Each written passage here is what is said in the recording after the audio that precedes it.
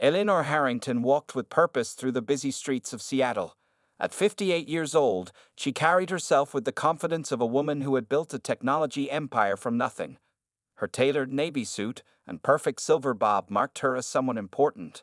People often moved out of her way without realizing why.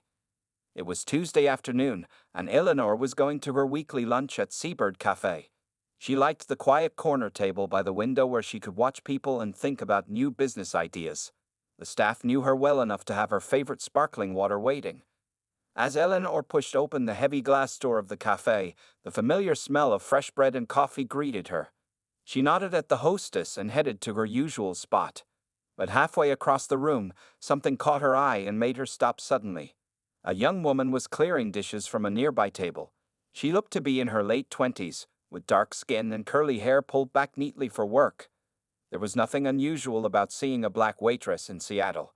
What made Eleanor freeze was the silver pendant hanging from the woman's neck. The pendant swung gently as the waitress moved.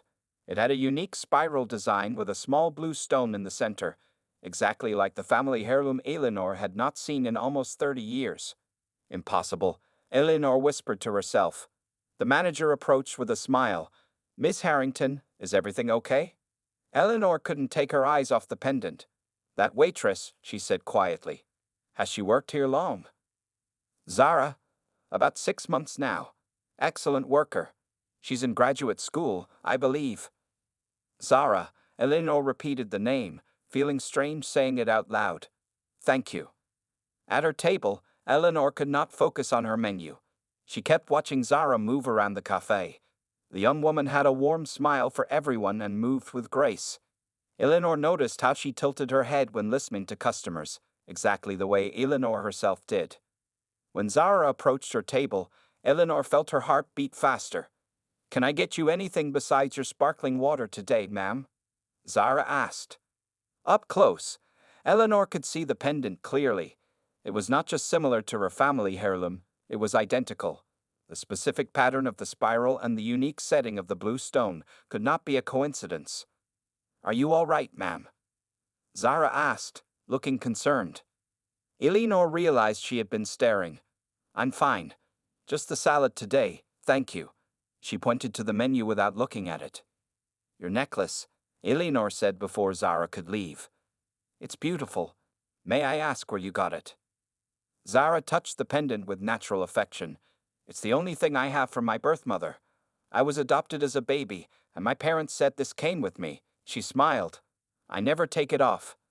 After Zara walked away, Eleanor's hands trembled so badly she spilled her water. The pendant had been in her family for generations. Eleanor had worn it every day until she was 29. The year she gave birth to a baby girl she was told had died during delivery. A baby whose father had been the only man Eleanor had ever truly loved. A talented black musician named Marcus, who had disappeared from her life before she could tell him about the pregnancy. Eleanor looked again at Zara's face, searching for any trace of Marcus's features or her own. Could it be possible? After all these years? She needed to know the truth. That night, Eleanor could not sleep. She tossed and turned in her large bed in her luxury apartment overlooking the city lights. Every time she closed her eyes, she saw the pendant hanging from Zara's neck. "It's just a similar necklace," she told herself in the darkness. "It can't be the same one."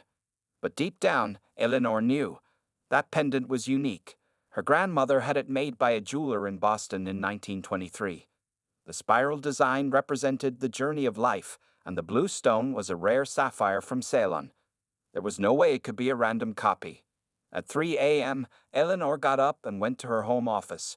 She unlocked a drawer in her desk and pulled out an old leather box. Inside was a stack of yellowed papers and a single photograph. The picture showed a much younger Eleanor with a handsome black man with bright eyes and a wide smile. They were sitting together on a park bench, his arm around her shoulders. Eleanor touched the face in the photo gently. "Marcus," she whispered. "Could she be ours?" Eleanor's mind traveled back to 29 years ago. She had been a young software developer then, still building her first company.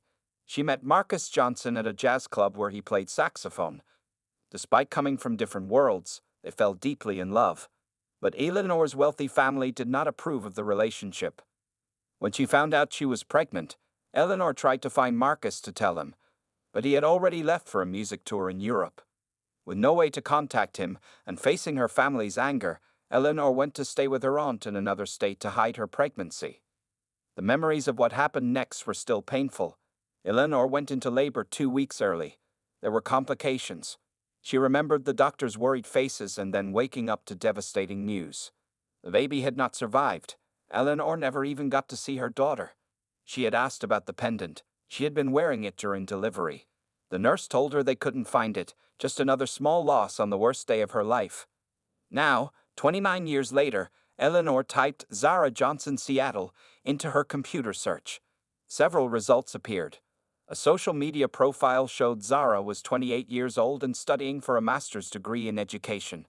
There were photos of her at the beach, at graduation, and with people who must be her adoptive parents. A loving-looking older couple. Eleanor found herself searching for Marcus next. He had become a well-known jazz musician before passing away 5 years ago. Heart attack at age 54. Eleanor felt a wave of sadness that she had never reached out to him again. The next morning, Eleanor called her lawyer, Thomas. "I need you to find some information for me," she said. Discreetly. "Of course, Eleanor. What are you looking for?" Birth records from Mercy Hospital in Portland, April 1996. And adoption records from the same time. A baby girl. That's nearly 30 years ago. May I ask why? Eleanor paused, not ready to share her suspicions even with Thomas, who had been her lawyer for 20 years. "I'm looking into something personal," she said finally. "And Thomas, I'd also want you to find out everything you can about a waitress named Zara Johnson. She works at Seabird Cafe and attends Pacific Northwest University." After hanging up, Eleanor looked at her calendar. She made a decision. She would go back to the cafe every day until she learned more. She needed to talk to Zara again, to find some way to confirm her growing suspicion. If Zara was her daughter, the child she had mourned for nearly 3 decades, Eleanor needed to know the truth, but she also needed to be careful. How would a successful young woman feel about a stranger claiming to be her mother? And how could Eleanor explain that she had believed her daughter was dead all these years? Eleanor looked again at the old photograph of herself and Marcus. "I'll find out the truth," she promised. For all of us. Eleanor returned to Seabird Cafe the next day, and the day after that. She changed her usual time, coming in the late afternoon when the cafe was less busy. She always requested Zara's section, explaining to the hostess that she liked the young woman's service. On her third visit, Eleanor arrived just before Zara's shift ended. She sat at her table for over an hour, drinking cups of tea and watching the young woman work. Every movement Zara made, every laugh, every gesture when she spoke, Eleanor studied them all, looking for signs of herself or Marcus. "Are you waiting for someone?" Zara asked as she refilled Eleanor's tea for the third time. Eleanor looked up, startled by the direct question. "No," she admitted. "Just enjoying the atmosphere." Zara smiled. "You've been coming in a lot this week. I noticed you always sit in my section." "You're very observant," Eleanor said, impressed. "I like your service." There was an awkward pause. Eleanor knew this was her chance to start a real conversation, but now that the moment had come, she felt nervous. "Your pendant," she began carefully. "I commented on it before. It really is unusual." Zara's hand went to the silver spiral at her neck, touching it in a way that seemed automatic, like a habit formed over many years.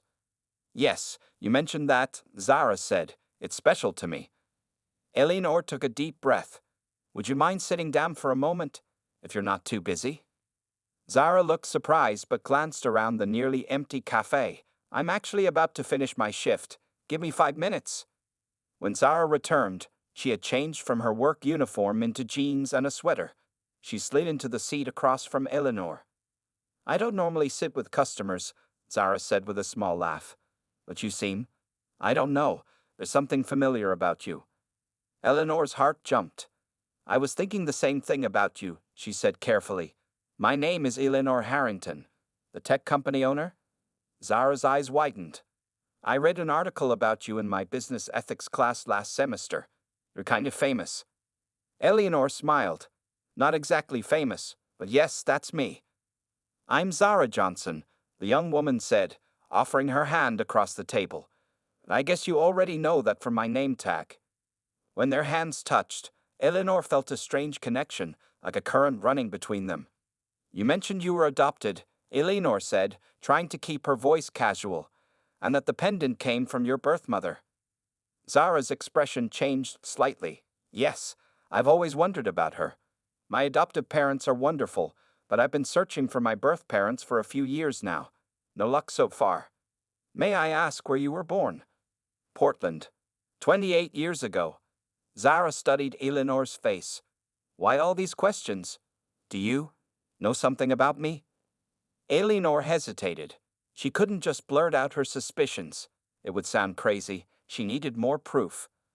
I'm just curious, she said instead. That pendant. It's very similar to a family heirloom I once had. Zara touched the necklace again. Really? My adoptive mom said it was with me when they got me. The only thing from my birth family. She leaned forward. What happened to yours? I lost it, Eleanor said quietly. Many years ago. Around the time you were born, actually. A strange look crossed Zara's face. She seemed to be studying Eleanor more carefully now. Mrs. Harrington. Eleanor, please. Eleanor. Zara corrected. Is there something you're not telling me? This doesn't feel like random conversation. Eleanor knew she had to be honest, at least partly. The pendant you're wearing looks exactly like a family heirloom that disappeared 28 years ago. I lost it at the same hospital in Portland where you were born. She paused. I think there might be a connection. Zara sat very still, her hand still holding the pendant. Are you saying what I think you're saying? I don't know yet, Eleanor said carefully. But I'd like to find out. Would you be willing to help me? 3 days after their cafe conversation, Eleanor and Zara met at Eleanor's downtown office. The tech executive had arranged the meeting room carefully, with comfortable chairs and fresh coffee. She wanted Zara to feel at ease. Thank you for coming, Eleanor said as Zara entered the room. I appreciate your willingness to talk more. Zara set her backpack down. She looked around at the impressive office with its floor-to-ceiling windows overlooking Seattle. Hard to say no when a millionaire CEO invites you to her office, Zara said with a small smile. Plus, I'm curious about this connection you mentioned. Eleanor gestured to the coffee. Please, help yourself.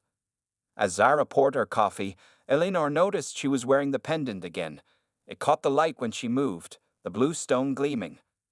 I've been doing some research, Eleanor began after they were seated. About the hospital where you were born. Mercy Hospital in Portland. Zara nodded. That's what my adoption papers say. I have a friend, Thomas Wilson. He's my lawyer, but also. Eleanor paused, choosing her words carefully.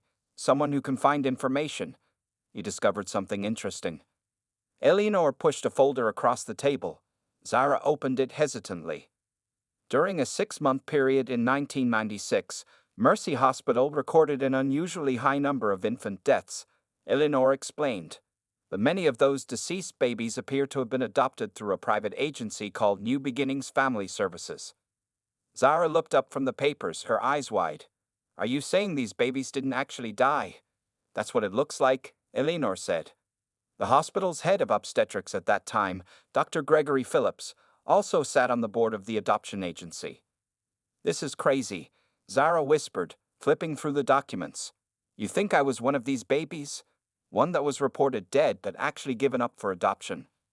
Eleanor nodded slowly. I think it's possible. But why would anyone do this? Zara asked. Money, Eleanor said simply. Private adoptions were very profitable. And back then, young single mothers, especially those in interracial relationships, faced a lot of pressure. Zara sat back in her chair. So you think my birth mother didn't actually give me up? She was told I died? Yes, Eleanor said quietly. That's what I think happened. Zara stared at Eleanor for a long moment. And you think you know who my birth mother is, don't you? Eleanor met her gaze steadily. I believe there's a possibility. It's you, Zara said directly. That's what you're suggesting. Eleanor didn't answer immediately. Instead, she reached into her desk drawer and pulled out an old photograph, the one of her and Marcus. This was taken 29 years ago, she said, handing the photo to Zara. His name was Marcus Johnson. He was a jazz musician. Zara's hands trembled slightly as she looked at the photo. Johnson? That's my last name. Yes, Eleanor said softly. Your adoptive parents kept it. Maybe the agency told them it was your birth father's name. Zara studied the photo carefully. He looks like me, she said, touching the man's face in the picture. Around the eyes especially. Yes, Eleanor agreed. I noticed that too. Zara looked up. And you were pregnant with his child. Eleanor nodded. I was. In April 1996, I gave birth at Mercy Hospital. There were complications during delivery. When I woke up, they told me my baby girl had died. I never even got to see her. And the pendant? Zara asked, her hand automatically going to her necklace. I was wearing it when I went into labor, Eleanor explained. Afterward, they said they couldn't find it. I assumed it was lost in the chaos. Zara stood up suddenly and walked to the window. She stared out at the city for a long moment before turning back to Eleanor. This is a lot to take in, she said finally. You're saying I might be your daughter? And my birth father might be this musician named Marcus Johnson, and we were separated because of some illegal adoption scheme? Yes, Eleanor said simply. That's what I'm saying. Zara touched the pendant again. We need more proof, she said firmly. This could all be a coincidence. Eleanor nodded. I agree. That's why I'd like us to take a DNA test. If you're willing. What if? Zara started, then paused. What if we're not related? What if this is all just a strange coincidence? Then we'll know the truth, Eleanor replied. But the pendant, your birth date, the hospital, there are too many connections to ignore. Zara took a deep breath. Okay, she said. Let's do the test. 1 week passed since Eleanor and Zara agreed to take the DNA test. The lab technician had come to Eleanor's office to collect their samples, a simple cheek swab for each woman. Now they were waiting for results. During this week, they met 3 times for coffee. Each meeting started awkwardly, but soon became easier. They discovered they shared many traits. Both were early risers, both loved spicy food, and both had the same habit of tapping their fingers when thinking. It's strange, Zara said during their 3rd meeting. I feel comfortable with you even though we just met. Like I've known you longer. Eleanor smiled. I feel the same way. Today, they were meeting at Eleanor's apartment to get the DNA results. Eleanor had received an email that morning saying the report was ready. Zara arrived exactly on time, looking nervous. She wore a simple blue dress and, as always, the silver pendant. Nice place, Zara said, looking around the elegant apartment. Floor-to-ceiling windows showed a stunning view of Seattle and the water beyond. Thank you, Eleanor replied. Can I get you something to drink? Just water, Zara said. Her voice sounded tight. I'm too nervous for anything else. They sat in Eleanor's living room. The email with the DNA results was open on Eleanor's laptop, but she hadn't clicked the attachment yet. Before we look, Eleanor said carefully, I want you to know something. Whatever these results show, I've enjoyed getting to know you this past week. Zara nodded. Me too. She took a deep breath. Okay, I'm ready. Eleanor clicked on the attachment. Both women leaned forward to read the screen. The report was detailed, but the conclusion was clear. 99, 99, 98% probability of parent-child relationship. Zara made a small sound, somewhere between a gasp and a sob. Eleanor felt her own eyes fill with tears. It's true? Zara whispered. You're my mother. For a moment, neither woman moved. The truth they had suspected was now confirmed, making it suddenly real and overwhelming. I have a daughter, Eleanor said, her voice full of wonder. You're alive. All these years?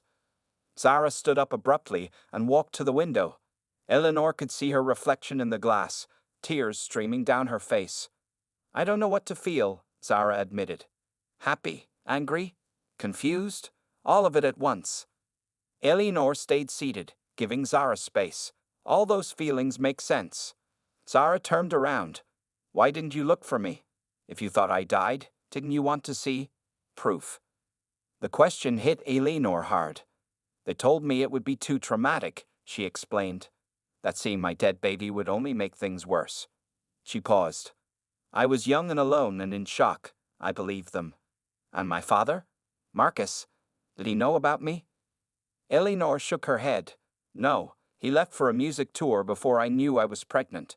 I tried to find him, but this was before cell phones and social media. When I couldn't reach him, my family convinced me to hide the pregnancy. They didn't approve of our relationship. Zara touched the pendant at her neck. And this? How did I end up with it? Someone at the hospital must have taken it from me during delivery, Eleanor explained. Probably the same person who arranged your adoption. Maybe they thought it should stay with you. Zara looked down at the silver spiral design. It's the only connection I had to you all these years, and I didn't even know it. Eleanor stood up slowly and approached Zara. May I? She asked, reaching toward the pendant. Zara nodded. Eleanor gently lifted the silver spiral, examining it closely. Look here, Eleanor said, pointing to a tiny mark on the back. My grandmother's initials, EWH. Eleanor Whitney Harrington. I was named after her. Zara looked at the small engraving she had never noticed before. I can't believe this is really happening, she whispered. I know, Eleanor agreed. It feels impossible. The test confirms it. Zara looked up at Eleanor, their faces just inches apart. The resemblance between them was subtle but visible. The same shaped eyes, the same high cheekbones. I have so many questions, Zara said. So do I, Eleanor replied. And we have time to find the answers, if you want to. Zara nodded slowly. I do want to, but I also need to tell my parents, my adoptive parents. They need to know what happened. Of course, Eleanor said. They raised you and loved you. They'll always be your parents too. My parents, Zara said quietly. I guess I have 3 of them now. 3 days after confirming they were mother and daughter, Eleanor and Zara sat in the living room of David and Patricia Johnson's modest home in Tacoma. The older couple held hands on their floral sofa, looking stunned after hearing what Zara and Eleanor had discovered. I don't understand, Patricia said, her voice shaking. Are you saying someone stole you from your real mother and gave you to us? Zara moved to sit next to her adoptive mother. No one is blaming you, Mom. You and Dad didn't know. David Johnson, a retired high school teacher, removed his glasses and wiped his eyes. We went through a proper agency. We signed legal papers. How could this happen? Eleanor sat across from them, feeling like an intruder in this family's life. The agency, New Beginnings, worked with Dr. Phillips at Mercy Hospital. They targeted certain mothers, young, unmarried, often in difficult situations. Like you, David said, looking at Eleanor directly for the first time. Eleanor nodded. Yes, I was 29, but my family was pressuring me to hide the pregnancy. They didn't approve of my relationship with Marcus, Zara's father. Patricia was still holding the DNA test results, reading them over and over. This is real, she whispered. You really are Zara's biological mother. An uncomfortable silence filled the room. Eleanor could feel the fear and uncertainty coming from David and Patricia. They were afraid of losing their daughter. I want to make something clear, Eleanor said firmly. I'm not here to take Zara away from you. You raised her. You loved her. You're her parents. David looked at his wife, then at Zara. We always told you that you were adopted. We never hid that from you. I know, Dad, Zara said gently. But the pendant, Patricia said suddenly. It came with you when we got you. They told us it was from your birth mother.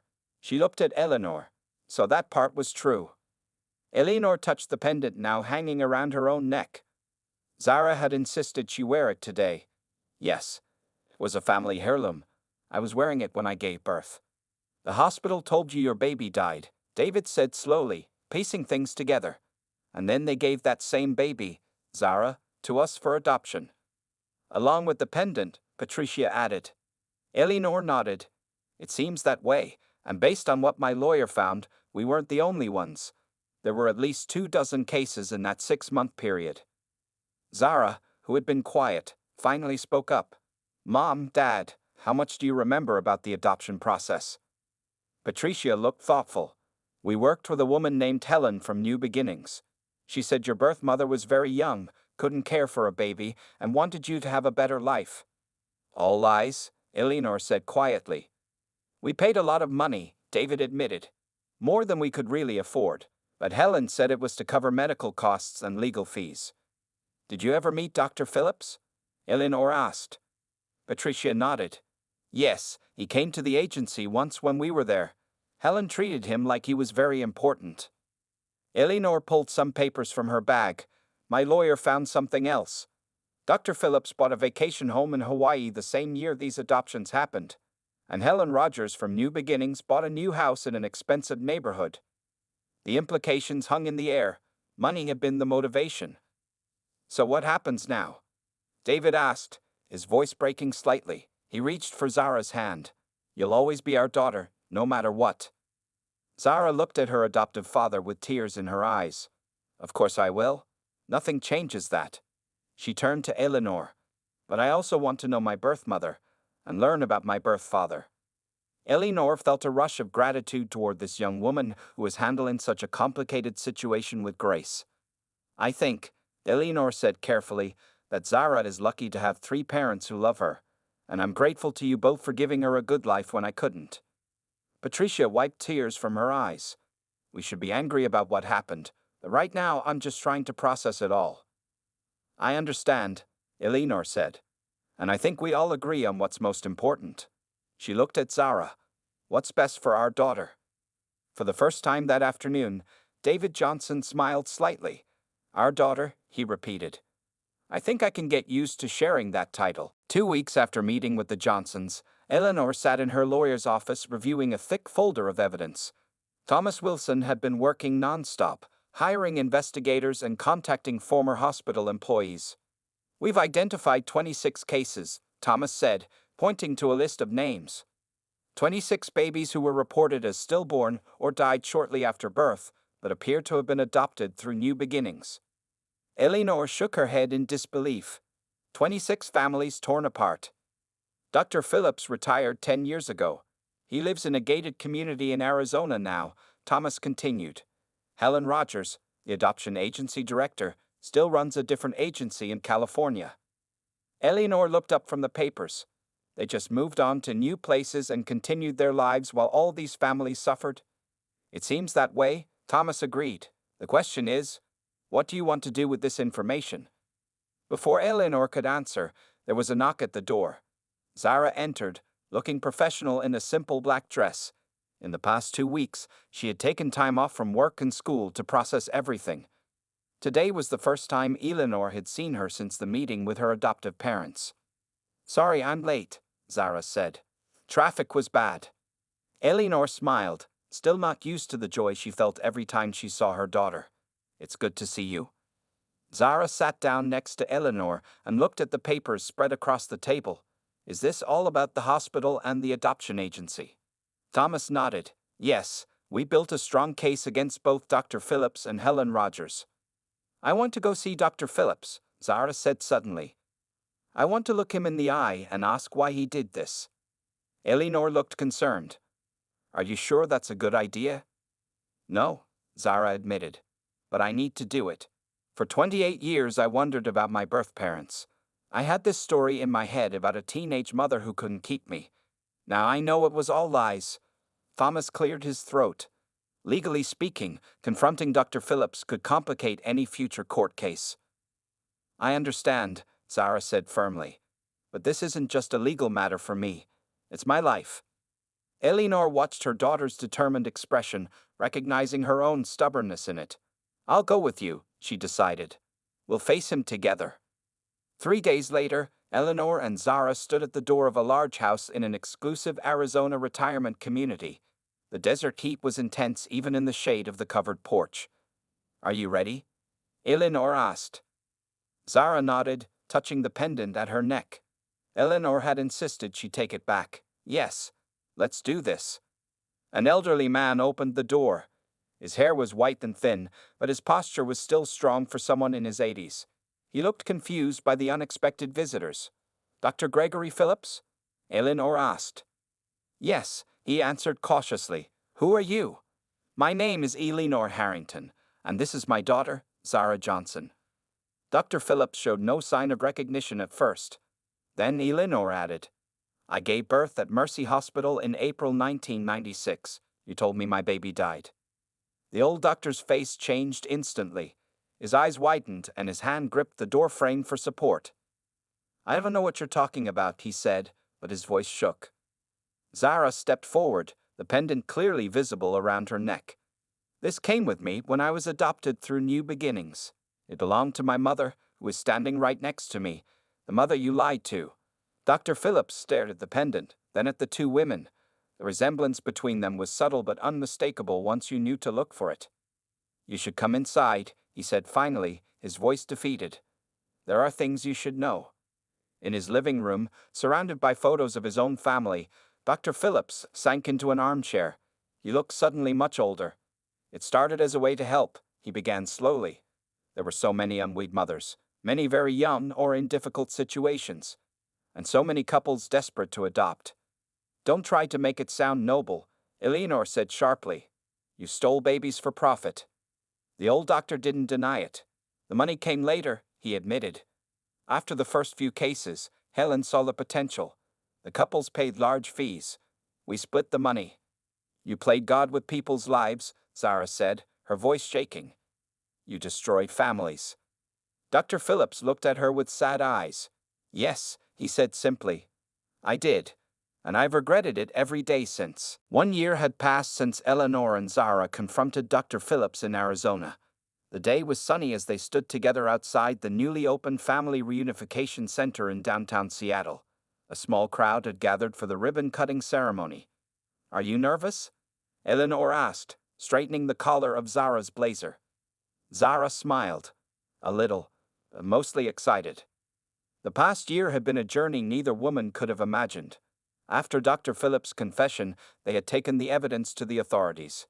The investigation revealed even more cases than they initially found. 38 babies in total who had been reported dead or were actually adopted through New Beginnings. Dr. Phillips and Helen Rogers both faced criminal charges. The story made national news. Soon, other families from across the country came forward with similar stories from different hospitals. What had started as Eleanor and Zara's personal discovery had uncovered a nationwide problem that had gone on for decades. It's time, Thomas said, approaching the two women. Everyone is waiting. Eleanor took a deep breath and walked to the podium. Cameras flashed as she looked out at the crowd. She spotted David and Patricia Johnson in the front row, smiling proudly. 1 year ago, Eleanor began, I discovered that the daughter I thought I had lost at birth was actually alive. For 28 years, we lived separate lives, never knowing about each other. She paused, looking at Zara. Finding my daughter has been the greatest gift of my life. Eleanor continued, her voice strong. But our story is not unique. Thousands of families across America have been separated through illegal and unethical adoption practices. Many are still searching for their loved ones. She gestured to the building behind her. That's why we created the Harrington Johnson Family Reunification Center. Using DNA technology and dedicated researchers, we will help reunite families torn apart by these practices. And we will provide legal support to hold responsible parties accountable. Eleanor stepped back, and Zara took her place at the podium. I grew up with wonderful adoptive parents who loved me, Zara said, smiling at David and Patricia. But I always wondered about my birth parents. Finding my birth mother and learning about my father has filled a space in my heart I didn't know was empty. She touched the silver pendant at her neck, the symbol that had brought them together. This center will help other families experience the same healing we have found. No donation is required for our services. My mother has provided full funding to ensure everyone has access, regardless of their financial situation. After the speeches and the ribbon cutting, Eleanor and Zara walked through the new center, showing reporters the research rooms, counseling offices, and DNA testing facilities. In the main lobby, a special display case held the original pendant, the one that had started their journey. Next to it was a plaque with a photo of Marcus Johnson, Zara's father, and the story of how the pendant had reunited mother and daughter. Later that evening, Eleanor hosted a small celebration at her apartment.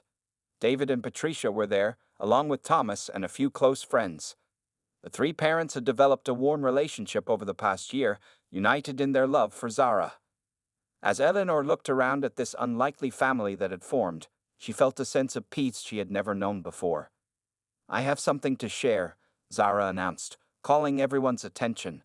"I've decided to change my career path. Instead of finishing my education degree, I'm going to law school. I want to specialize in family and adoption law." Everyone clapped, and David wiped away a tear of pride. "There's more," Zara continued, smiling. "I've also decided on my new name." She looked at all three of her parents. "Zara Johnson Harrington. That way, I honor all parts of who I am." Eleanor felt tears in her eyes as she hugged her daughter. The pain of the past had transformed into something beautiful. The silver pendant that had connected them across 28 years of separation now symbolized their future together. "To found families and chosen families," Thomas said, raising his glass in a toast. "And to the truth," Eleanor added, "no matter how long it takes to find it." As the small group celebrated, the pendant in the display case downtown caught the last rays of the setting sun, its spiral design shining like a promise of more families soon to be reunited.